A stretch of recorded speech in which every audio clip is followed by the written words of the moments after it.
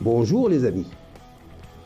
Aujourd'hui, nous allons parler de la cigarette électronique. Bien sûr, nous connaissons tous les méfaits et le danger de la cigarette habituelle dont on parlera un autre jour. Je vais me baser aujourd'hui sur une étude publiée sur researchsquare.com. Elle est en préprint et attend d'être examinée par des pairs.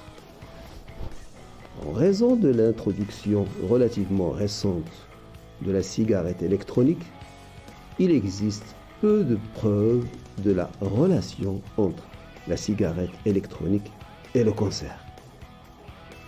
La cigarette électronique fait partie des produits non encore réglementés.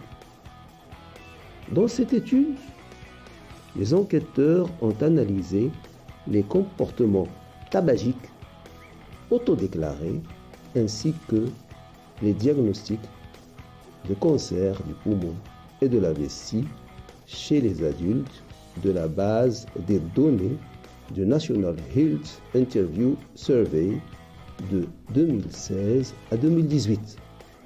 Donc, c'est une enquête nationale aux États-Unis.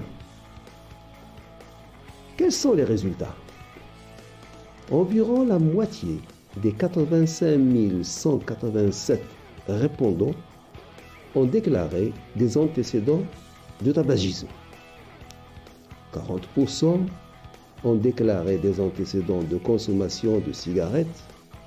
15% ont déclaré des antécédents d'utilisation de la cigarette électronique. L'utilisation de la cigarette électronique à elle seule était associée à un risque accru de cancer de la vessie et du poumon. Les patients ayant des antécédents de consommation de la cigarette électronique par rapport à ceux qui n'en avaient pas étaient significativement plus jeunes au moment du diagnostic du cancer de la vessie, 57 ans et 65 ans pour ceux qui consomment la cigarette normale. Le fait de fumer le cigare et la pipe augmentait également le risque de cancer du poumon et de la vessie. Ce soir, j'ai voulu parler uniquement de la cigarette électronique et le cancer du poumon et de la vessie. Bien entendu, nous avons d'autres dangers à citer et c'est ce que l'OMS avait déclaré à propos de la cigarette électronique. L'OMS précise que les cigarettes électroniques augmentent le risque de maladies cardiaques et de troubles pulmonaires.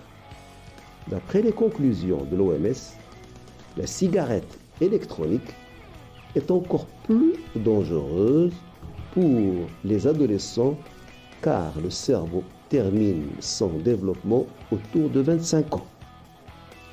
Comme il existe le fumeur passif, nous avons aussi le vapoteur passif qui exposerait ceux qui le subissent à la nicotine et à d'autres produits chimiques dangereux.